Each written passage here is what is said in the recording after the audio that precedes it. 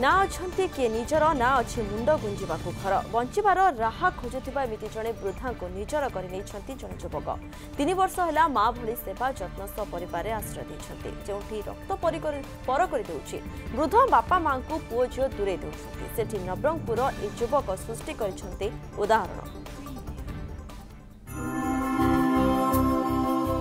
ये नवरंगपुर सहर मंगराज साहिर भेंकेट आमा बयस 82 टपिलाणी।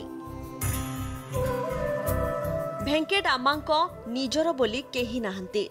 स्वामी आरपारी को चली जिबा परे से संपूर्ण निराश्रय होई जाइथिले। जो भड़ा घरे आश्रय नेइथिले 3 वर्ष तले ताहा भी जळीगला। नियारे गुरुतर आहत होई हॉस्पिटल रे भर्ती होइथिले। भाग्य को आदरी मेडिकल बेड रे पड़ी रहिथिले।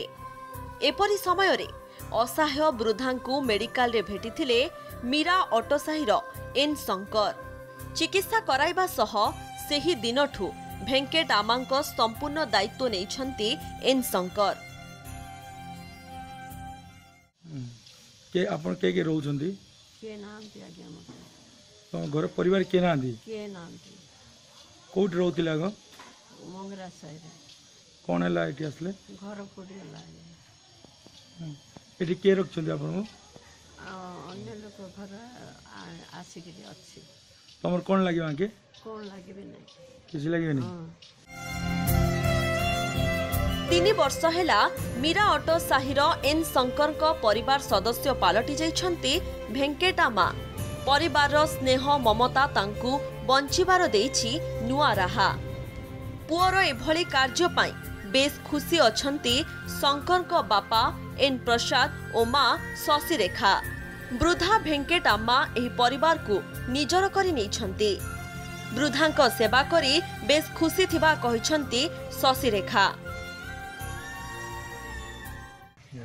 ताको मेडिकल रे हमको देखि रे आनिले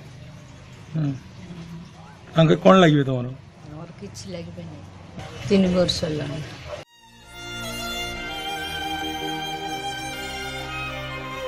स्वार्थपर दुनिया रे निज बापा मां को आड़े देबाकू पछाउ नाहंती पुओ झियो। जेउठी निज पितामाता को पाखरे रखी सेवा करिबाकू संतान संततिंको समय नाही सेठी बिना स्वार्थरे जणे निराश्रय को आश्रय दे महानतार परिचय देइछंती शंकर। नवरंगपुर पी प्रकाश न्यूज 7।